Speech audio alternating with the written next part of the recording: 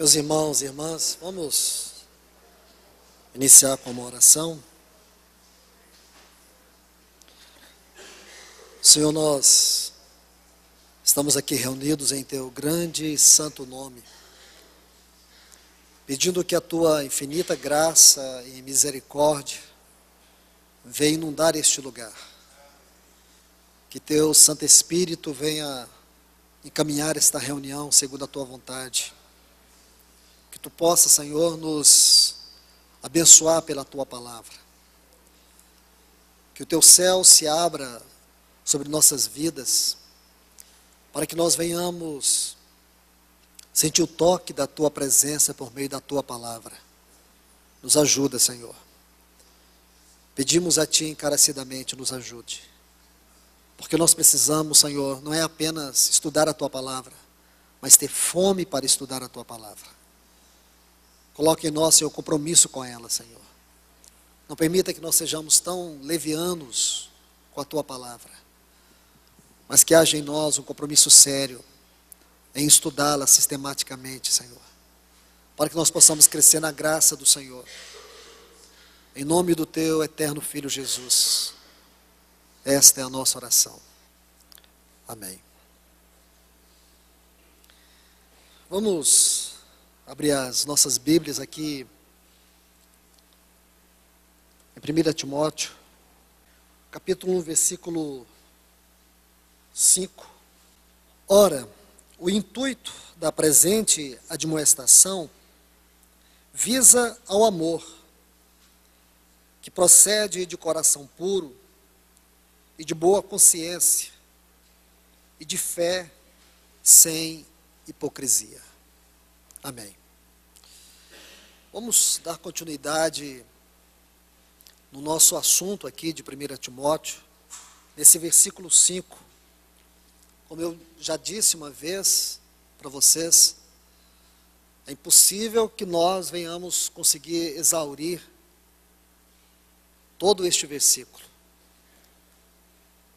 Quando vocês estudam este versículo, é importante observar a ligação dele dentro do contexto. Então nós já podemos ver que dentro do contexto, Paulo está dizendo para Timóteo, rogando a ele, para que ele advertisse algumas pessoas que estavam ensinando outra doutrina, uma doutrina diferente. Então esse é um ponto muito importante. Aí agora, quando ele prossegue apontando este grave problema, ele diz que esses que ensinavam outra doutrina, e aí ele vai colocar duas palavras que elas são como que moldura para nos fazer entender essa outra doutrina, que é as fábulas e as genealogias sem fim, que promovem mais discussão do que a administração da casa de Deus.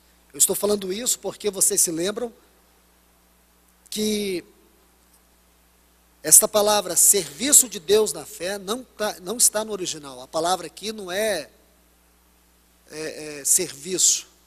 A palavra aqui é oikodomia, não é diaconia. Diaconia é serviço. Oikodomia é a administração da casa de Deus. Aí agora, nesse versículo 5, Paulo vai dizer que o propósito desta admoestação, desta epístola, visa ao amor. Eu disse a vocês que Paulo sempre vai usar o termo ágape para se referir ao amor aqui nessa epístola a Timóteo. Aí ele diz que esse amor, ele procede de um coração puro, de uma boa consciência e de uma fé não fingida. Nós já estudamos sobre o coração puro. Hoje vamos estudar sobre a boa consciência e a fé não fingida. Então vamos entender bem o que é uma boa consciência. Primeiro, observe essa expressão aí no texto, que diz procede. É muito importante. Porque no termo, ou no texto original, é uma preposição primária. A preposição primária ek, E-K. Essa preposição, ela está lá no original. Não tem a palavra procede. Tem a preposição primária ek, que denota a origem ou movimento da onde a ação procede. Traduzindo, significa que o amor, ele procede deste coração puro, desta boa consciência e desta fé não fingida. Nós sabemos muito bem que, de maneira objetiva, o amor de Deus é derramado no nosso coração pelo Espírito que nos foi outorgado. Isso está em Romanos, capítulo 5, versículo 5. Mas, no que concerne o nosso amor relacional, no seu aspecto experimental, na prática da nossa vida, o nosso amor, ele tem esses pilares: um coração puro, uma boa consciência e uma fé não fingida.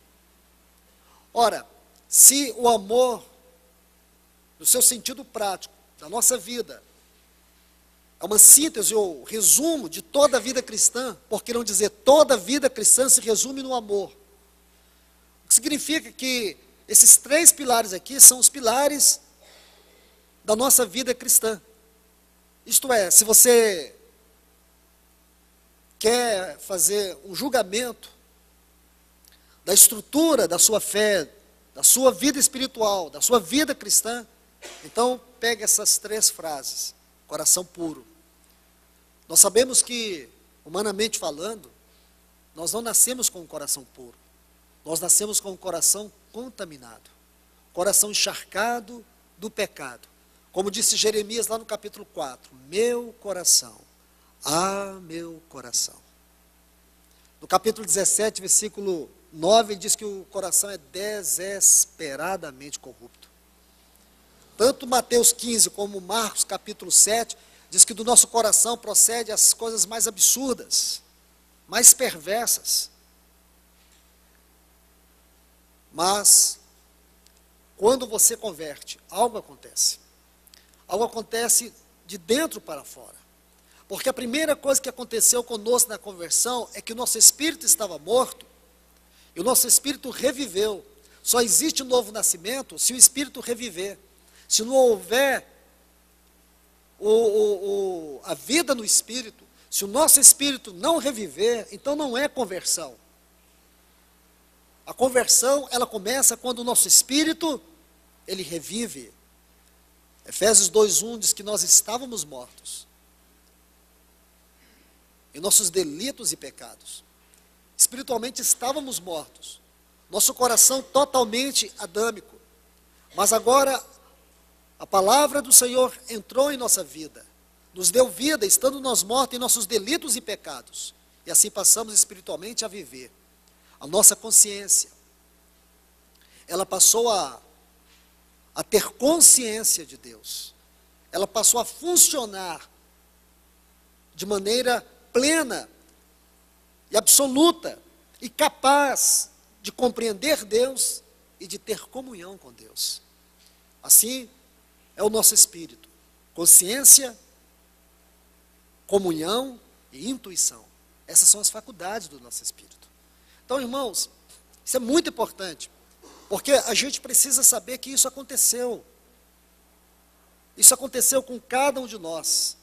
Aí agora o nosso coração, esse coração que era corrupto, nós sabemos que nele existem disposições perversas, adâmicas. Paulo escreveu a Epístola aos Romanos para nos explicar muito bem sobre isso, sobre a questão de pecado e pecados. Quanto à questão do pecado, é natureza.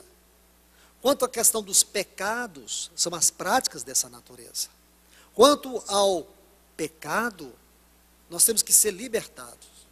Mas quanto aos pecados, nós fomos perdoados. E a questão do pecado tem a ver com essa questão do coração. O nosso coração, irmãos, ele tem toda a disposição para absorver, para maquinar coisas perversas. Porque ainda estamos no corpo dessa carne. Então nós temos que entender que a única forma do nosso coração ele ser purificado é por meio do trabalho da palavra, por meio da ação do Espírito Santo, o trabalho regenerador da palavra, o trabalho do Espírito Santo em nossa consciência. Nós sabemos que um coração puro, somente o coração puro pode nos capacitar a ver a Deus. A Bíblia fala assim, Mateus 5,8, bem-aventurados os limpos de coração, porque eles verão a Deus. Uma pessoa que tem um coração impuro, maculado, sujo, dificilmente pode desfrutar da comunhão com Deus. Então a Bíblia é muito clara. Mas como que nós podemos permanecer com o coração puro? Como que eu posso ter certeza que o meu coração está puro diante de Deus? Aqui agora entra essa outra frase muito importante. Boa consciência. Boa consciência. Nós vimos no estudo passado a definição judaico-cristã sobre coração. Então o coração ele abarca, na sua totalidade, no conceito judaico-cristão, as faculdades do espírito e da alma, formando o nosso homem interior. O homem tripartido, espírito, alma e corpo. Aí lá em cima nós temos as faculdades do espírito, consciência, intuição, comunhão. Aqui no meio nós temos as faculdades da alma, mente, vontade e emoção. E aqui nós temos os 5 sentidos do corpo humano, visão, audição, paladar, tato e olfato. Então nós temos aqui uma definição do homem tripartido. Agora é importante vocês saberem que a consciência é a faculdade do espírito. A faculdade que nos capacita a conhecer, a perceber, a discernir. É como uma luz de Deus dentro de nós, que nos capacita a perceber, a tocar realidades espirituais. Veja bem, Deus criou o homem tripartido, com o objetivo que no seu espírito o homem pudesse ter comunhão com ele. Na sua alma, o homem pudesse ter comunhão consigo mesmo, com as pessoas. E através do corpo, ele ter contato com o mundo exterior. Por isso que Deus criou o homem tripartido. Isso é algo que vocês precisam conhecer muito bem. Então nós vamos estudar aquilo lá, consciência, a boa consciência.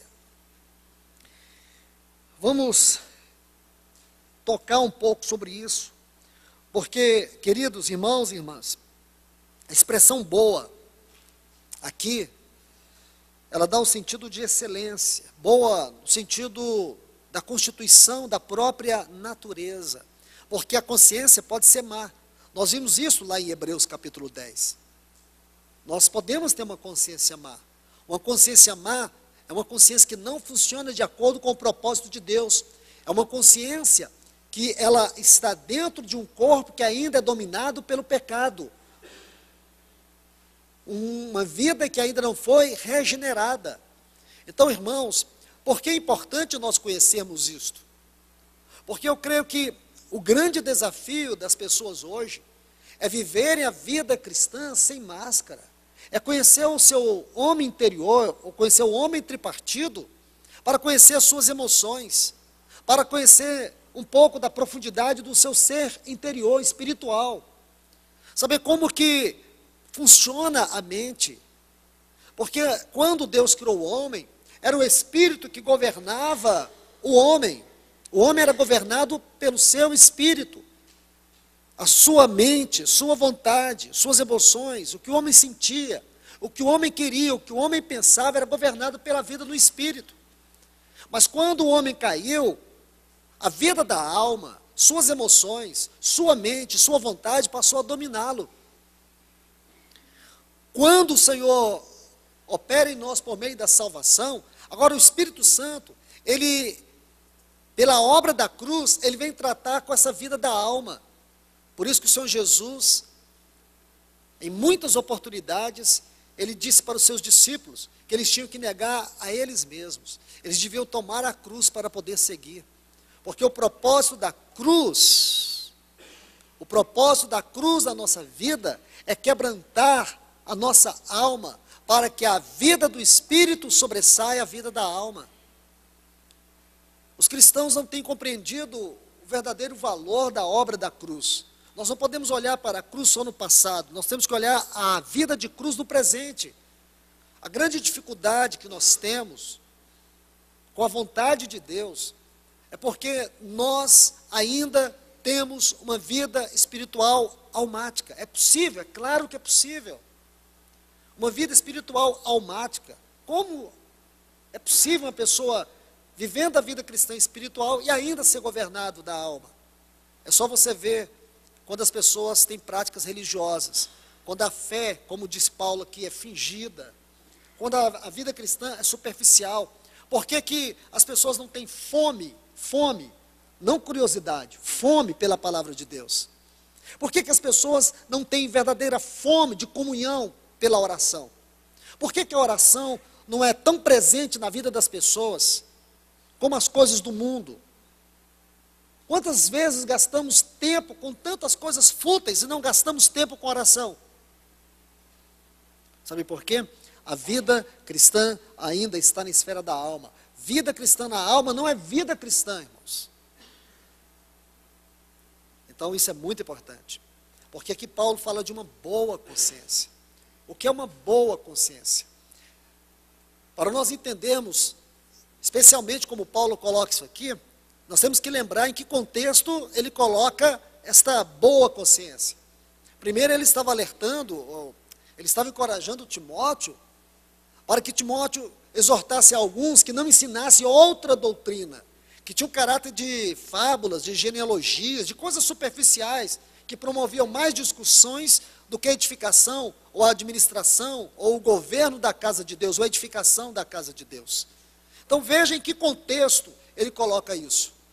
Só para vocês entenderem o que realmente significa uma boa consciência. Uma boa consciência é uma consciência governada pela palavra de Deus. Você sabe o que é uma boa consciência? É uma consciência governada pela palavra de Deus. É uma consciência que ela é lavada pela palavra de Deus. É uma consciência que ela é cheia da presença da palavra de Deus.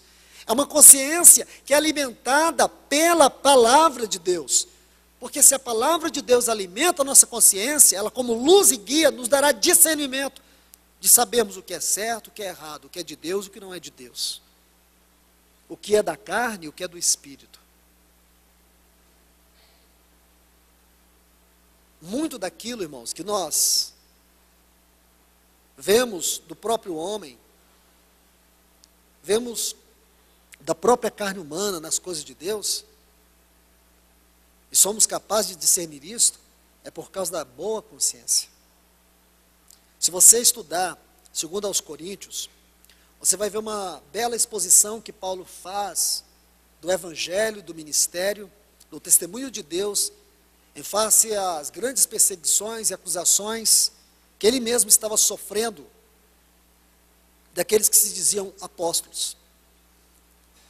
Então, segundo aos Coríntios, é uma linda carta, onde Paulo vai tratar disso com muita clareza.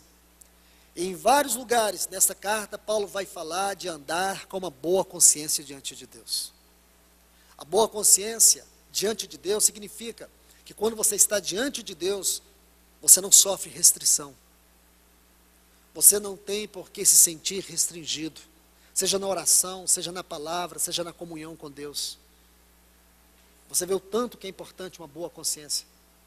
Você tem liberdade de entrar diante de Deus. Agora, quando a pessoa não sabe o que é uma boa consciência, não importa se ele magoa a sua esposa, o seu esposo, não importa se ele está andando de maneira errada, não importa. Sabe o que ele diz? Se a minha consciência não me condena, Deus é maior.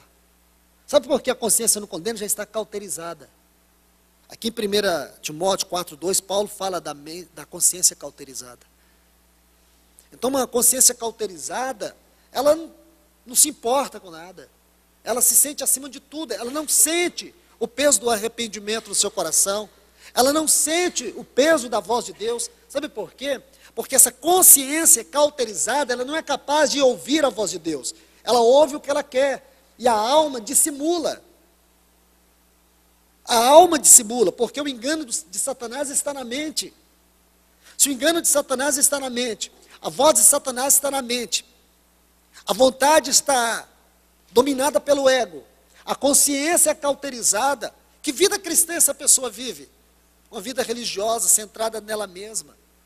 Irmãos, quantas pessoas você conhece que serve o Senhor, mas é um fracasso quanto ao testemunho. É uma vergonha quanto ao Evangelho. Mas parecem ser tão piedosas, conseguem vestir a máscara da piedade. Quantas pessoas são assim, irmãos? E sabe por que é possível? Por causa de uma consciência cauterizada. Uma consciência cauterizada não recebe a luz de Deus, não recebe a palavra de Deus, e a pessoa vive no seu próprio engano. Vive de si mesmo, para si mesmo, cheia de si mesmo. Então isso é muito perigoso. Então Paulo diz que o amor procede não só de um coração puro, mas de uma boa consciência. E a boa consciência, ela funciona de maneira absoluta para nos trazer revelação do Senhor, revelação da voz do Senhor, revelação da vontade do Senhor. Se você tem uma boa consciência, se você entende e busca isso, irmãos, e nós temos que buscar. Nós temos que buscar todos os dias, diante de Deus, ter uma boa consciência. E se alguma coisa está pesando dentro de você, vá ao Senhor, confesse a Ele, arrependa, porque se a sua consciência começar a sofrer dano por causa de pecados não confessados, de atitudes que você não se arrepende, de falta de perdão, você pode ter certeza que essas coisas vão formando como que uma calosidade na sua mente. Aí a mente vai sendo corrompida, a consciência é cauterizada. E a pessoa consegue viver, supostamente, a vida cristã, mas não é vida cristã, é uma dissimulação religiosa. Vida cristã não pode ser dissimulada, irmãos. Vida cristã tem que ter realidade espiritual. O oposto de realidade espiritual é obsessão. Por que o Evangelho hoje perdeu o seu teor no mundo? Por que as pessoas lá fora não acreditam na vida cristã? Por conta do mau testemunho, por conta da perda da boa consciência. Vive-se a vida cristã de qualquer maneira. As pessoas precisam ver em nós o testemunho de Cristo, irmãos. As pessoas precisam ver no meu casamento, no teu casamento, na tua vida, o testemunho de Cristo. Aos casados, falo eu. O seu lar, a maneira como você, irmãos, maridos, a maneira como você lida com a sua esposa, a maneira como você trata ela, precisa ser visto pelos seus filhos, por todas as pessoas. Isso tem que ser o testemunho do Senhor. As esposas da mesma forma. Nós temos que começar a viver a vida cristã a partir do nosso lar, a partir dos nossos casamentos, não é a partir aqui desse local de reunião. Aqui não é lugar para se viver a vida cristã. Aqui tem que ser um reflexo daquilo que nós vivemos no dia a dia. Compreende, irmãos? Como que nós vamos ter liberdade e paz para entrar diante do Senhor, diante da sua presença, se a nossa consciência está maculada? Por isso Paulo diz do amor que procede de uma boa consciência. Nunca, mas nunca, irmãos, nós vamos poder viver verdadeiramente uma vida cristã à altura da mente do propósito de Deus, se nós não tivermos uma boa consciência. O mais impressionante é o quanto você perderá da revelação do Senhor, é o quanto você perderá da luz do Senhor, o quanto você perderá da mente de Deus, da comunhão com Deus. Porque você lembra daquele diagrama do homem tripartido, no espírito, que é a faculdade mais profunda do nosso ser, ali no espírito é onde Deus se relaciona com o homem, é ali onde você tem consciência de Deus, é onde você pode contatar Deus. O homem não pode contatar Deus na sua alma, a alma recebe os reflexos da vida no espírito. Então, às vezes você fica emocionado com a presença de Deus. Emoção é a alma. Mas por que a alma ficou emocionada? Porque o espírito tocou Deus. Então o espírito toca, isso reflete na alma. Mas se você não tem uma boa consciência, você vai sentir apenas emocionalismo e não emoção. Emocionalismo é uma sensação que passa e não produz fruto nenhum, mas a verdadeira emoção, ela produz fruto. Entende? Porque ela tem realidade espiritual. O emocionalismo não tem realidade espiritual. É puramente uma sensação da alma. Mas a verdadeira emoção é aquela que vem do espírito e toca a alma. Entende? Aí você vai ver que a sua alma passa a ter sede de Deus, por causa da vida no espírito. Então, queridos, deixa eu ler alguns textos aqui, para que a gente possa avançar um pouco. 1 Timóteo 1,19. Vamos ver alguns textos onde Paulo usa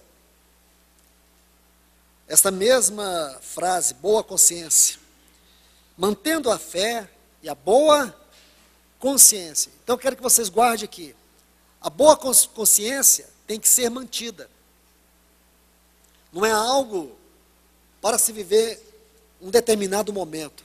Manter a boa consciência é algo contínuo, algo contínuo. Capítulo 3, versículo 9. Conservando, 1 Timóteo 3,9, o mistério da fé com a consciência limpa. Capítulo 4, versículo 2. Se você se lembra do capítulo 4, ele vai falar que nos últimos tempos, espíritos, ele expressamente diz que muitos irão apostatar da fé por obedecer a ensinos de demônios. Ele vai falar isso no versículo 1. Aí, no 2, ele diz, pela hipocrisia dos que falam mentira. Os que falam mentira são os ensinos de demônios, e que têm cauterizado a própria consciência. Irmãos, eu estive meditando sobre esse texto, e veja a conclusão que eu cheguei. É muito sério tudo isso. Quantos ensinos malignos, errados. Não é um ensino que é mais ou menos, não. Irmãos, não tem ensino mais ou menos. Ou é a verdade, ou não é a verdade.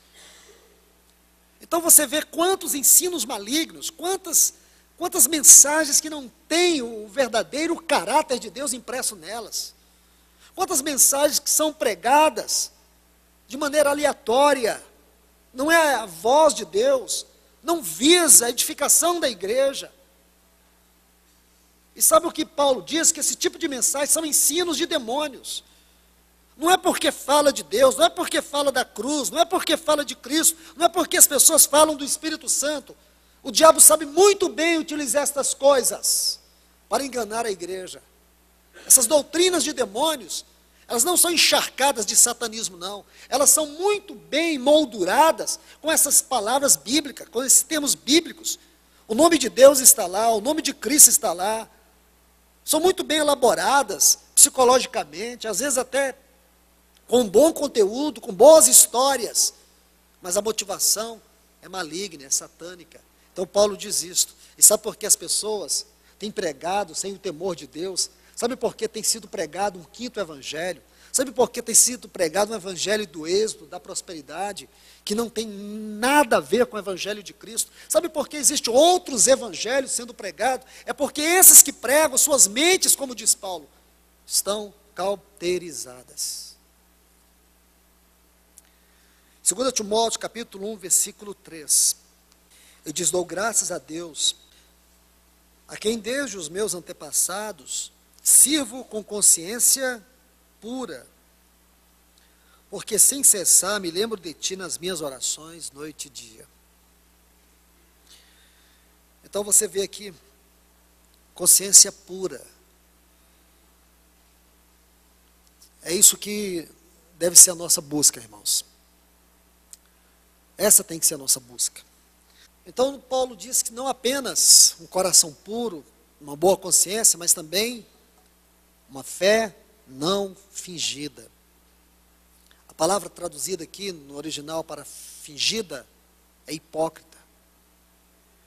A fé hipócrita. Deixa eu lembrar os irmãos de alguns textos interessantes para que nós compreendamos o que é fé. Por exemplo, Efésios capítulo 4. Efésios capítulo 4, versículo 5, diz assim: uma só fé. Um só batismo, um só Senhor, uma só fé. Irmãos, não existe outro tipo de fé, só existe uma só fé. Não existe outra fé, só existe uma só fé. Sabe por quê? Fé é um dom de Deus. E a fé nos foi dada pelo nosso Senhor Jesus. Hebreus capítulo 12, versículo 2, diz que Ele é o autor e consumador da nossa fé. Então a nossa fé teve origem em quem? No Senhor Jesus. A nossa fé veio dele. A Bíblia fala assim, Efésios capítulo 2, versículo 8, pela graça sois salvo, mediante a fé. Isto não vem de vós, é dom de Deus. Observe bem, isso não vem de vós, é dom de Deus. A expressão isto, aqui no original, significa que nem a graça e nem a fé vem de nós, é dom de Deus. E como que Deus derrama fé no nosso coração? Olha um texto interessante. Romanos capítulo 10, versículo 17. Diz que a fé vem pelo ouvir e ouvir a palavra.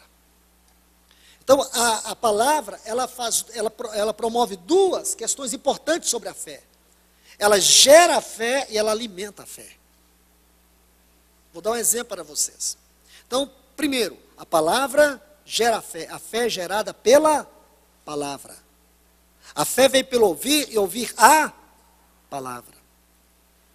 Mas a palavra também alimenta a fé. Isto é, a nossa fé, ela tem que estar sustentada pela palavra. Lá em Marcos capítulo 4, tem uma passagem muito interessante. O Senhor Jesus, ele ia atravessar o mar. Então ele diz assim para os seus discípulos: vamos e atravessemos para o outro lado. Lá em Marcos capítulo 4. É interessante que a Bíblia fala que veio um grande vento, uma grande tempestade. E o Senhor Jesus estava dormindo na polpa do barco. E os discípulos ficaram apavorados, desesperados. E quando o barco parecia ser tomado por aquela tempestade, eles acordaram o Senhor. E disse: Senhor, não te importa que morramos? Aí o Senhor repreende aquela tempestade. Ora, irmãos, não é curioso isto? Porque o Senhor Jesus chama a atenção deles e diz para eles que eles eram homens de pequena fé. Será que o Senhor Jesus não foi duro demais com os discípulos aqui?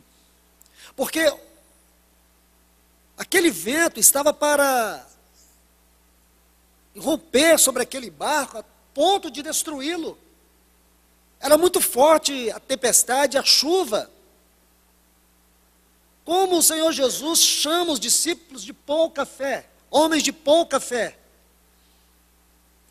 Claro, irmãos, eles eram homens de pouca fé, sim. Porque antes deles entrarem no barco e atravessar, ou ir rumo ao outro lado, o Senhor Jesus disse para eles: vamos e atravessemos para o outro lado. Eles tinham que confiar nessa palavra. Desde que o Senhor Jesus falou aquilo para eles, poderia acontecer o que fosse, eles iriam chegar do outro lado. Eles tinham que estar confiando na palavra do Senhor e não na tempestade. A palavra alimenta a nossa fé. Não somente ela gera a fé, mas como ela alimenta a nossa fé. Então, há uma só fé, não há dois tipos de fé. Mas Paulo coloca aqui uma fé hipócrita, dissimulada, fingida. Então, o que é uma fé hipócrita, fingida? O que é uma fé dissimulada? É uma fé que não é verdadeira. É quando a vida cristã, ela é vivida de maneira dissimulada e não com realidade espiritual. A Epístola aos Hebreus, no capítulo 11, primeiro, essa epístola nos dá uma definição do que é fé. Vamos olhar para este texto, Hebreus capítulo 11, versículo 1. Ele diz: ora, a fé é a certeza de coisas que se esperam, a convicção de fatos que se não veem. Para a gente entender o verdadeiro significado de fé, é importante a gente examinar essas três palavras: certeza, convicção e fatos. Como a Bíblia define fé? Então, primeiro, a fé é a certeza. Essa palavra certeza vem do vocábulo upostasis, substância. Significa que a fé, ela substantifica as realidades espirituais. A fé, ela tem uma ação substantificadora. Por isso que ele diz: a fé é a certeza, é a substância. Ela dá forma concreta. Então a fé, ela dá forma concreta. Irmãos, a palavra fé, graça, glória, são termos profundos na Bíblia. Se vocês fizeram um exame dessa palavra fé, vocês vão encontrar mais de 230 textos, só no Novo Testamento, onde ocorre a palavra fé. Então são variadas formas, onde vocês vão encontrar esta palavra, vários contextos diferentes. Mas vocês vão perceber que em cada um desses contextos, sempre vai apontar para um desses itens: certeza, convicção ou fatos. Então, primeiro, nós vemos que a fé, ela tem uma ação substantificadora, ela tem uma ação concreta, de concretizar as realidades espirituais. Mas não somente isso, é a convicção. A palavra aqui, o sentido dessa palavra é verificar algo, ver se aquilo é realmente provado, se não tem nenhuma contestação. E por último, fatos. Aquilo que já foi realizado, aquilo que está consumado. Então a fé tem a ver com tudo isto. E a Bíblia diz que aqueles que se aproximam de Deus devem crer que Ele existe. Se você não tem fé, se você não consegue compreender o que é fé, irmãos, você tem um grave problema espiritual, porque a vida cristã não pode ser vivida sem fé. A fé é o fundamento da vida cristã. Então, esses três pilares que nós temos aqui para o nosso amor, no sentido prático, é muito importante, irmãos. Porque se você consegue compreender isso aqui, se você vê este amor que procede de um coração puro, de uma boa consciência e de uma fé verdadeira, não fingida, não dissimulada, então você jamais, mas jamais, você vai ser enganado pelas falsas doutrinas. Sabe por quê? Lá em Coríntios 8, diz que o amor edifica. 1 Coríntios 8, mas o saber ensoberbece. Então a edificação por meio do amor é sempre o aspecto mais profundo do trabalhar de Deus na nossa vida. Amém? Meus queridos, nós vamos encerrar por aqui e espero que vocês continuem tocando esses textos, lendo esses textos, avançando mais e mais, para que Deus continue vos abençoando. Consigam, irmãos, lute, esforce para você fazer essa sinopse, vocês mesmos, desses textos. Fica tão claro quando você consegue ler o texto, dividir ele, por exemplo, esse versículo 5, vocês podem criar uma sinopse desses textos aí. Amém?